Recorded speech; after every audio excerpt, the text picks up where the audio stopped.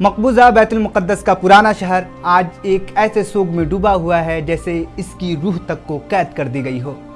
اس کے دروازے بند ہیں، گلیاں سنسان، اور مسجد اقصیٰ جو امت مسلمہ کا دل ہے خاموش کھڑی اپنے ہی لوگوں کی راہ تک رہی ہے۔